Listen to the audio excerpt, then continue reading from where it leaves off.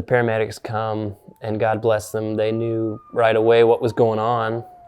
They were like, this just seems like you're exhibiting symptoms of a panic attack, of anxiety.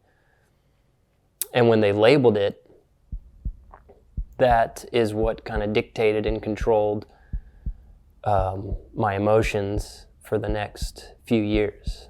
That was the first time that I experienced anxiety. My name is Lyle Camp. I'm 33 and I'm from Peachtree City, Georgia. So growing up, I was the youngest of 5. I've got 3 older sisters and an older brother.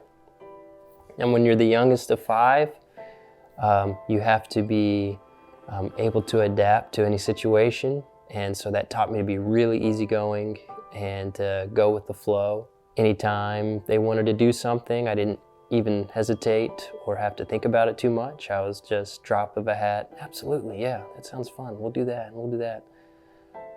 My sisters all dealt with a little bit of anxiety, and as the youngest, you hear these words and phrases thrown around the house.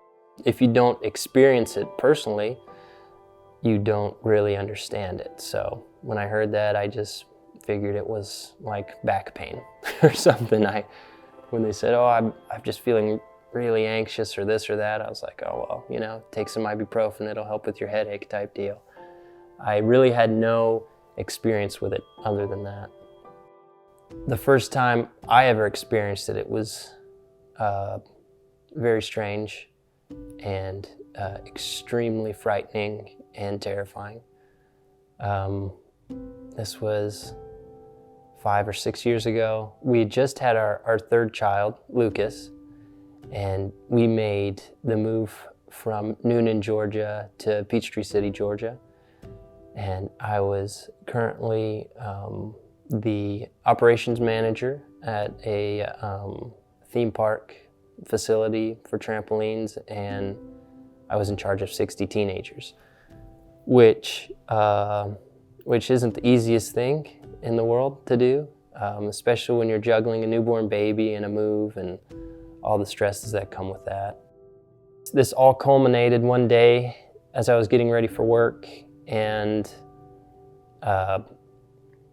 it started in small.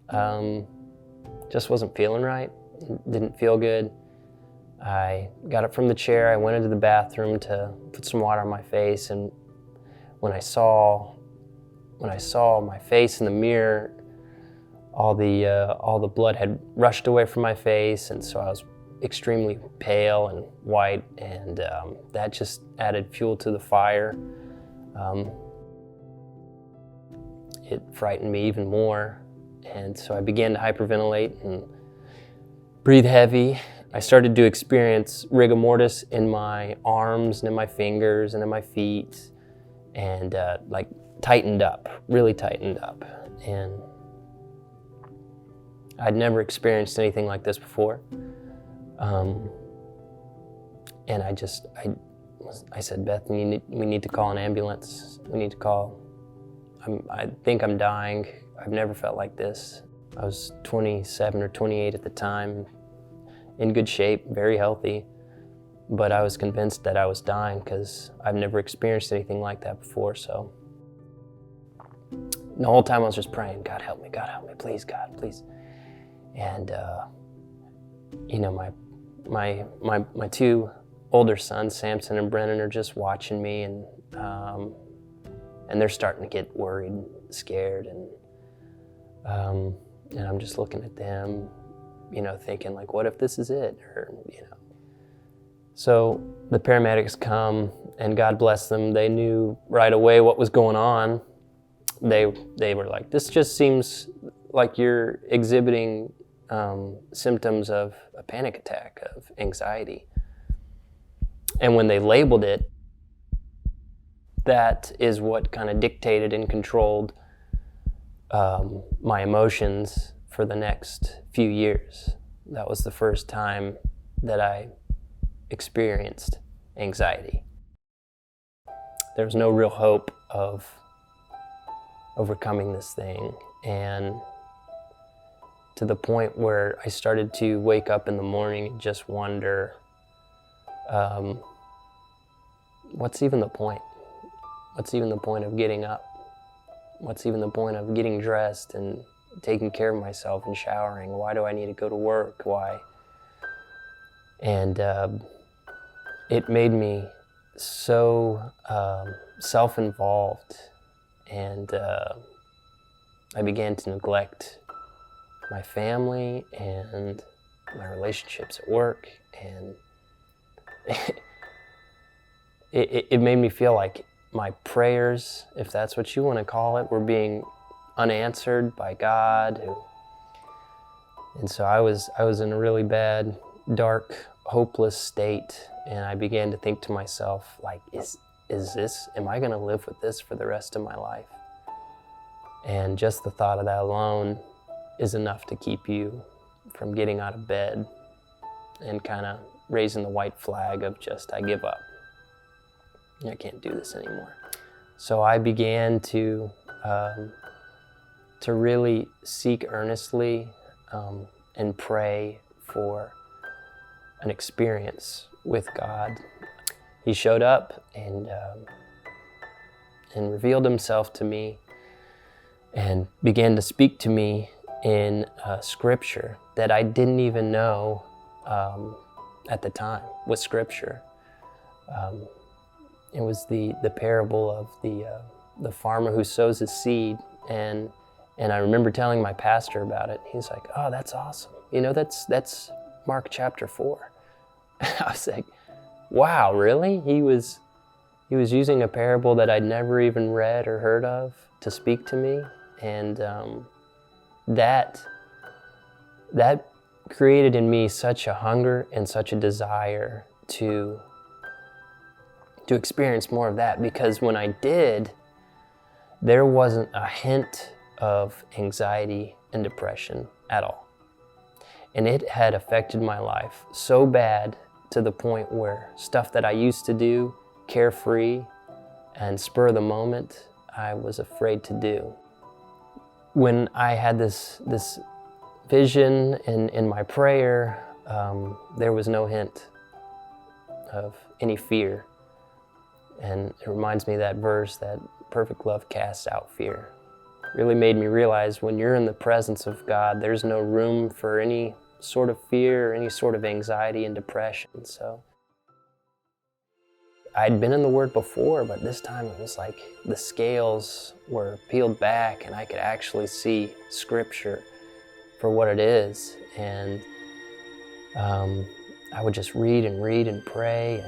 And what I was doing was I was beginning this discipline of taking out all the negative things that I had put in my life and replacing them with good things. I was starting to taste and experience the goodness of God because of the seeds that I was planting.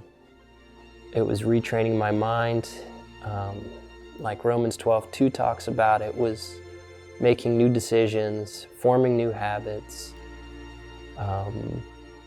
and really leaning into the wisdom of God. Any habit that I came head to head with from the past that was bad,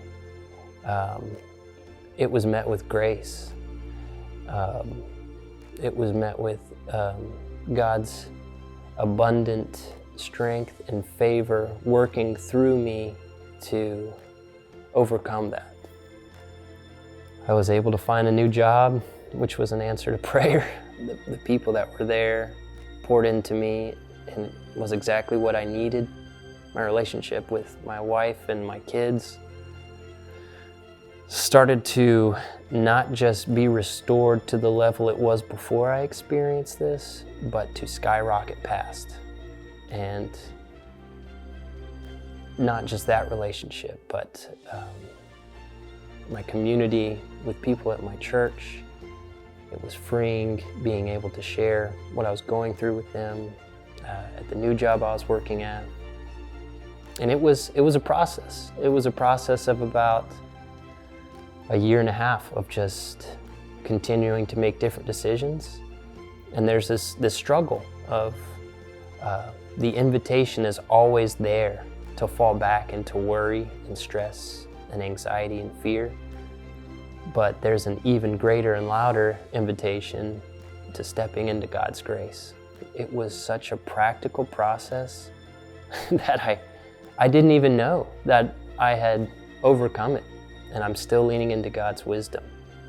And I'm still seeking after Him. Because in Psalm 16, it says, in His presence there is fullness of joy, and in His right hand are pleasures forevermore. And that's our family verse. That's what we read together every night before we go to sleep. And that's what life looks like now. Because everywhere I go, Christ is in me and with me, and wherever He goes, good things happen.